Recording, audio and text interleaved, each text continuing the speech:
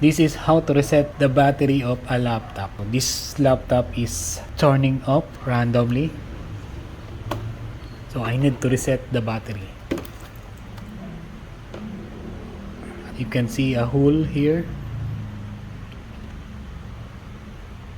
So we need this clip to reset this laptop battery. When you hear the click, hold down for at least 10 seconds.